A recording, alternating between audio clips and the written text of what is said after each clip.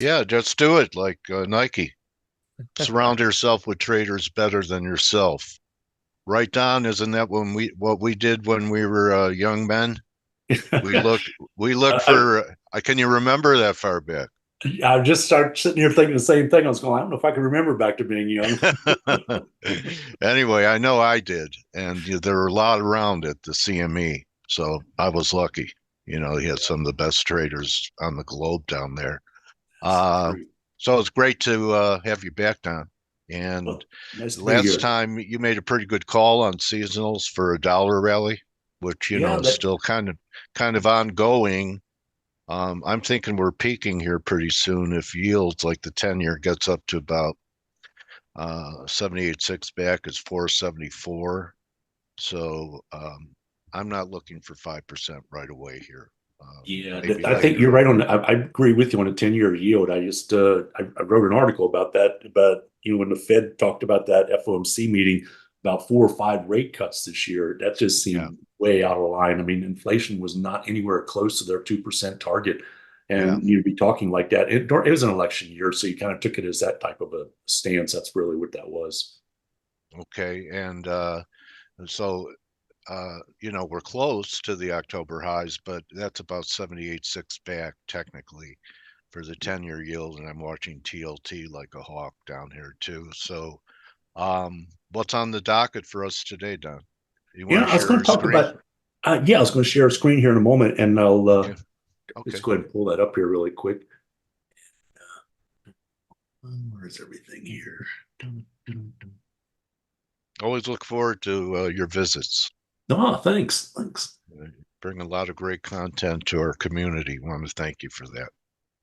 Okay. I think you can see my screen now. Just got the Yeah. bar chart thing on there. So Right. anyway, I write articles for bar chart, as you know. I usually write one a week, Yeah. and I just written one. I believe it was Sunday evening, and it was on crude oil. And last week was a pretty volatile week in the crude oil Right. markets. I just want to Sure talk about was. that because that's coming to the end of its really good seasonal pattern. Anyway, if anybody, listeners or viewers are watching this and they want to follow me on these articles, here's how they would do it. It's at barchart.com is the website. And these are all free as well. When they get Not into this stock chart, bar chart. bar chart, yeah, I'm sorry, People get them barchart.com. confused. Yeah. Okay. And then there's a news tab right here. You can just click on that. And then over here, it has just featured authors. And then right over here is my name, Don Oh, Dawson. look, you're on the And bill. yeah, somehow. Look at young man. So Just a young man. they keep an archive here of all the different articles that I've written about, and it goes all the way back into here. Back in December, I've written about where we at here. When there's every crude oil put in its seasonal low early, and this was back in December. And this is such a good seasonal pattern that when it ties into the commitment of traders and the commercials are buying it aggressively at that time, it's usually a pretty good trade. And this year was no exception to it. So I've been writing about this crude rally since December multiple times, and so now we're coming into a juncture right here, and that's what this article I just recently wrote about is crude oil sitting at a critical trend juncture. When you get to this page, by the way, if you want to read these articles and have an email sent to you, there's this follow the author. You can click on that. And again, it's all free, just leaving an email address and they'll send you a link. Nice. So So, anyway, this so let's answer your question. Technically, to me, back under 80 is going to uh, put that as a higher likelihood that the rally is over. And yeah, it's what, what, technically the market is looking a little toppy right now, but the only reason I think it's a short-term top in the market, to tell you the truth. So I mean, okay. as we look at this as a weekly chart right here, and so starting back Yeah. there in December, you can see this is a typical rally that we get as we come into that January timeframe all the way up until around May 1st.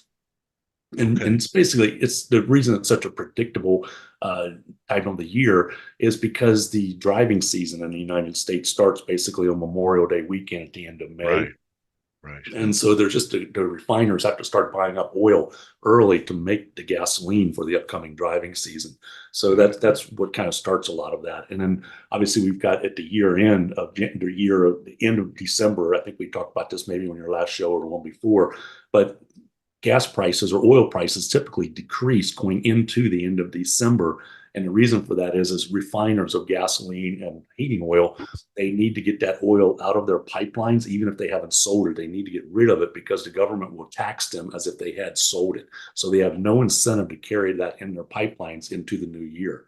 So that usually puts some downward pressure on oil coming into the end of the year, which sets up for this bottom typically for the refiners to come in and start buying the oil to go, make this rally up into May 1st. So it's kind of a cool little cyclical pattern that comes into the market as well. So anyway, what I found was on this particular session here, the coming into this close to the May 1st time frame, which is where it usually peaks out up in here. And there's multiple seasonal patterns that come into play in here. And sometimes like more research is who I use for that. And it's they have a 5, a 15, a 30-year pattern they look at. But I got it interesting. I found where the 5 and the 15 is starting to diverge, and we'll talk about that a little bit today. And I think that's what's going to show a different pattern than what we typically see here. Because normally we peak out up in here and we spend the rest of the year just kind of chopping around, maybe making a slightly new high. And then we get into October and we just kind of drop off again. But I'll show you that here in just a moment. So anyway, this has been a really good rally here. I've been pretty happy with that. And the other thing that's helping this rally this year is, as many people know, the Strategic Petroleum Reserve for crude oil stocks, and also known as SPRs. And this graph I had to put on here by the EIA, but one that does a much better job of showing this is the trading economics calendar, because I get a bar chart on here as well. I just want to kind of go back and take a picture of where we are in the big picture of the SPR. And if you'll notice, this is going back to the 1980s. And you look over here, that's the levels we're at right now. So this is where the market typically likes to hang around 5 million to 6 million barrels in spare for the SPR. Now, remember, the strategic petroleum reserves are meant to be kept in reserves in case our country goes to war and we need energy and so on. So, I can't think of another time that we're any closer to going to another war than we are right now. And if you look how low our reserves are, we're about halfway, 50% of what we normally have in reserves. You have to go all the way back to 1980 something to find those kind of lows again. So if you'll notice, we're getting a little blip up here in the SPR. But here's what was interesting about that this year. It was in 2021 is when the government, there we go, the administration started in 2021, started selling our SPRs, trying to lower oil prices. Obviously, it didn't look good for the administration when you had gas prices starting to go through the roof. So they started selling and selling and selling. Now what's interesting, in August of this past year, they stopped the selling and they actually started accumulating. So these are weekly bars, by the way. And so all the way up to this point here, September, and it stayed pretty flat. But look what happened right when we came into the middle of December. Look what's been happening every week since. So now, not only have we had the seasonal pattern of refiners having to buy crude oil, the U.S. government has been having to buy oil every week as well. So that really put like a double-edged whammy into this trade. But I do believe that we have some more SPR buying to go. I don't think they can be done with this, considering where we are in the big picture. It is. You're right. So that's what's got me feeling that oil has got higher to go. Even though we're topping out temporarily, I think just to relieve some of this overbought condition, I think this has to go further. Because, like I said, we're the closest we've been to any kind of a war in a very long time. All right, you brought that up twice. We're close is good for hand grenades. What do you think is going to be the outcome? You think we're going to have a war, and what may happen as a result of that could be a squeeze on supplies around the Straits of Hormuz or in the Persian Gulf? And even if we don't get involved in it, something could happen over there between Iran and Israel, whatever. It just seems to be there's a tit for a tat going on over there. It just feels like we're on the edge of something wrong happening and causing a bigger scene than what it really needs to. So I'm not going to try and predict a war. I certainly don't want to see a war, but I'm just saying we just seem to be very close to something happening that could restrict our oil flow. And of course, the government putting all these restrictions on our refiners over here or drillers. It's not like we can just flip a switch and tomorrow we're pumping our own oil. It takes a while to get all these wells back up. And like last week, people were excited because we added 2 more rigs to the Hughes Baker oil rig report. That was the first time they've added 2 new rigs in a long period. For fracking? Yeah, well, just for drilling of oil. Yeah, same concept, fracking and everything. So because they've been way down. I mean, people watching natural gas, that there's hardly any rigs working.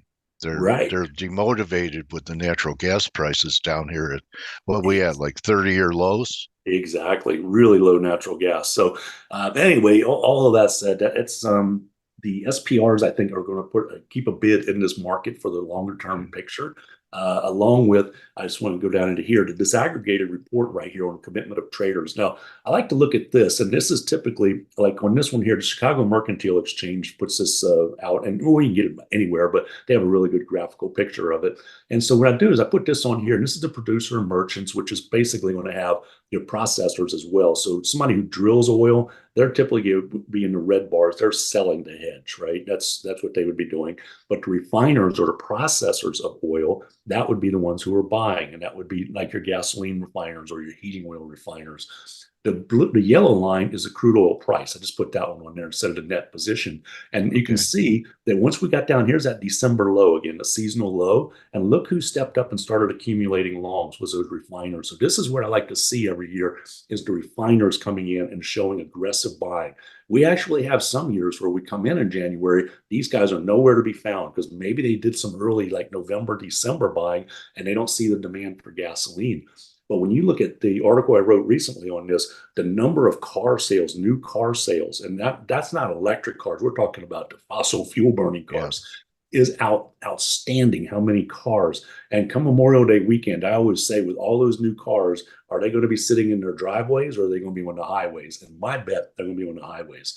And I think that's what they're sort of loading up here for is getting ready for that big driving season.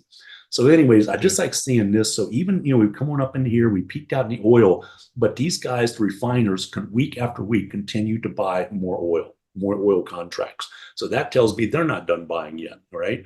So this is kind of looking more of a bullish picture coming into oil. What's not so bullish was, and this could have been because of the oversold nature that we've had in this chart right here of crude oil, which is a daily. When we get back up into here, this was when let's Yeah. see, Iran The attacked Israel. retaliation. Yeah, Yeah. it went up and down. Okay. And then Yeah. here was Israel attacking Iran. Boom, boom. And this is not a sign of strength in a market, as we all know. I mean, when you get the two nuclear nations lobbing missiles at each other, and at any time a war could break out on that, this price should have gone through the roof, $90, $95 type thing, right? But it Right. didn't because it's very overextended. So I think that's right now just putting in a short-term top in crude oil. That's what this type of action is showing me in the market. So I wouldn't be getting excited about getting long real quick because I think we got to get rid of some of this overbought right here. Yeah. Price levels in mind where you would start to step in. I really, the only thing I can think of when you look back into 78. 78, yeah, I like Yeah. I'm a big believer in the old resistance becoming Yeah. support type of a thing. If you're in an Right. uptrend, is buying pullbacks in those kind of areas right there. So we could see that. I don't think that's out of the question. $4 away. So Yeah. somewhere's in that vicinity, I think we could probably start seeing some accumulation of positions again. Okay. Thanks, Don. Um, the other one is a seasonal pattern coming up, and this is the one that's I kind of like using these for a screener. They're not my holy grail of whether I'm going to buy or sell, but I look at these and I want to see what are the markets, what's that particular market I'm looking at this week is it going to be doing for the next couple of weeks. And this is the one for crude oil on a 15-year historical. It typically bottoms out right here and goes right on up until this May 1st, for 15 years. And on a 30-year, looks exactly the same thing. Very solid pattern. And this is typically, once it peaks out up here, we just kind of go sideways for the rest of the year. Then we come into October, and then the EPA comes out and they announce that they can start selling winter blend gasoline. So there's not as much oil demand, vacations are over, blah, blah. And then prices trickle down into the year end of December, again for the tax selling and everything like that. And then we put another bottom in, and then we start off again for next year, pretty much like we do over here. So that's a 15-year pattern. But what's interesting pre-COVID, or I'm sorry, post-COVID, is the 5-year pattern. So here's what the 5-year pattern has been looking like. And I think this is what we're going to be seeing this year. I think we're going to see this pattern here because here's where we are right now. We got this sort Yeah. of almost a double top. But if you look back on the left of crude oil, we do have a peak over there. And now Yeah. for this year, we've come back up near it. And Yeah. I think what we're going to see is maybe just a little correction right here that we're in right now, chopping around. But look over here. Here's your July 4th weekend. Remember, there's another Yeah. demand or high demand for gasoline. So you get that spike for crude oil right there. We pull back a little. Here's Labor Day. We get that little run up into that, and then we'll pull back again. And then over here is where we'll start that October sideways and then down for the winter. I think this is the pattern we're going to see this year. I don't know the price levels we might go up to. It's all going to depend on what's going to happen overseas, in the Middle East, in my opinion. So, So it looks like, from the top that we're having, which showed early April, mhm, and the pullback, probably what, May, June? mhm, That first break off the double top, mhm. is that May, June? Go down, Yep. left. Oh, over here. No, right. Oh, Yeah, down, now yeah. down. Yep. Is that about May? Yes. Mhm. Yeah, that's the end of May, right in there, and beginning of June. Okay. All right. Good Yeah. information to have. Yeah, I just kind of that's how I'm looking at with the oil market coming up. I normally I would have been when I get this is the trade I try and find every year for oil because it's one of the more reliable ones, and this stuff could just hit or miss. I mean, we get sporadic news events out and it causes oil to spike and go a little crazy. Reminds me of gold sometimes, but oil's got a really good seasonal pattern right here from this January through May 1st, and if you can just latch onto that one, USO or any type of oil market ETF that you can find usually does performs very well during that period. Alexander wants an inheritance from you. Do you know what do you know what it is? Your seasonal work. He's going, boy, I hope Don leaves me his seasonal work. Oh, that's nice. Yeah, I anyway, so but you're a I legend. You're already an icon. Oh, thank you very much. But I that's what I use seasonals for is that I try and find markets that have an upcoming reliable pattern and some kind of a fundamental support it, and then I want to tie it into these guys here, especially in the physical commodities, as these producers and commercials. And if they start to show this kind of aggressive activity at the same time as seasonals coming in, this is usually very bullish. And this year, it just happened that when we added this to SPR in there, this was almost a no-brainer of like, hey, this is just looking really good. So, back in December, January, when you started to see this kind of a thing, you're going like, okay, this is going to be a pretty good run in oil this year. Well, Passover is over the 30th. So we've had some, relative calm, I guess you Mm-hmm. could call it, there in the Middle East. Yeah, yeah. And just like Iran didn't attack during Ramadan, waited for it to be over. Ooh, Then that's right. That's maybe right. Yeah, maybe we have some action after the month ends. Hopefully yeah, not. I pray for peace, but um, verify. yeah. Pray, but a little different than Reagan. Trust but verify. I pray but verify. yeah. So Whatever it and takes to yeah, bring peace over there. I don't know what it's yeah, going to take, but yeah. yeah, And we still got the Straits of Hamas. That's still not a cleared yeah, up mess yet either. I mean, yeah. it's just that's just going to be another hot area. And I just see you guys were talking a little bit before the show about the S&P and the U.S. economy and stuff.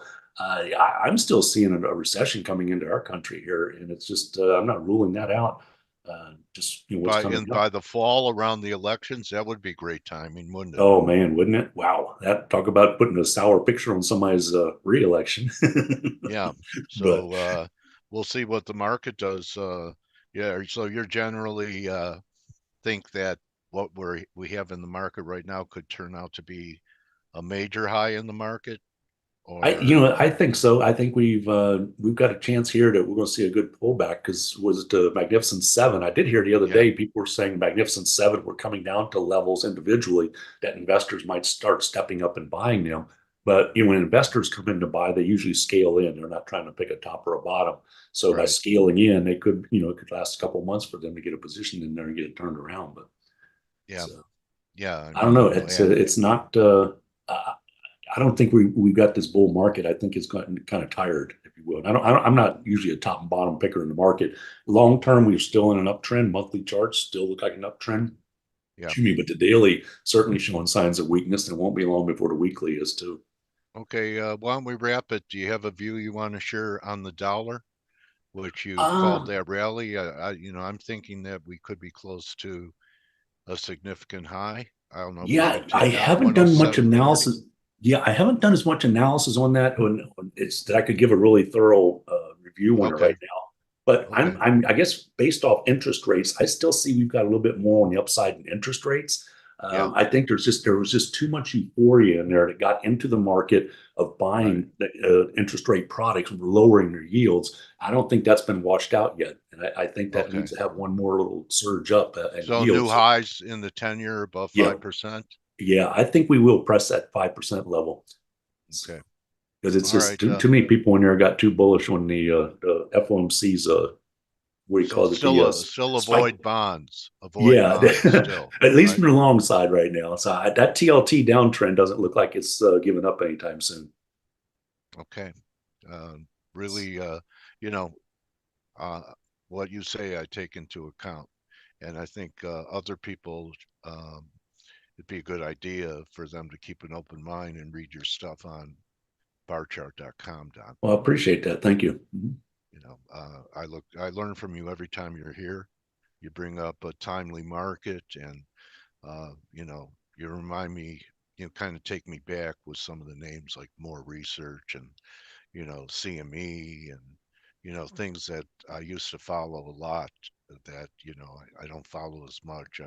I'm glad you're still, you know, you're a creature of habit and you're still following these excellent Yeah, services. I've just been around for what 36 Yeah, years, 37 now. I just same old school stuff. And, yeah. sure, we've got a lot of algorithms and all that stuff out there, but I still kind of start my analysis just like I did back in the old days. So, and Okay. then Well, just go. when you rewrite your will, what Alexander wants.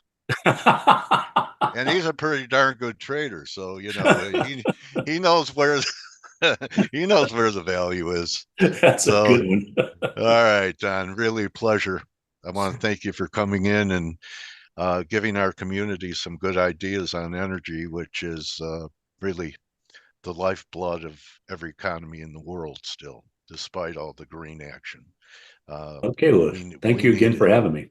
All right, Don, I'll be in touch. We'll set up a day during the driving season, maybe around 4th of July, sometime this summer. Let's get back together.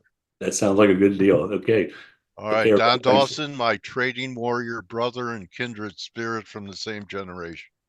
Okay, we're still around. That's We're right. still We're not going around. anywhere anytime soon either. You can't learn experience. You have to live it. And Don's an example of that. Thank you, buddy. Thank you, Dale. Thanks. All right. So that's going to be a wrap, everyone. Hope you enjoyed Don. I always love talking to Don and take what he says seriously. So that's going to be a wrap. Don't just count your barrels of oil, count your blessings, and you could join the team. And looks like it's be about 19 minutes on the morning edge. And if you're unable to do so, dig into your pocket and become part of the best community on the net. So that's a wrap for me, guys. We'll see everyone tomorrow. What's today? Only Tuesday? Turnaround Tuesday? Oh, okay. See everyone tomorrow. Adios. Hey traders, this is Blake Morrow with Forex Analytix. Thanks for stopping by our YouTube channel. Don't forget to like these videos, share them, and subscribe to our channel so you don't miss any of the content that we provide here for free.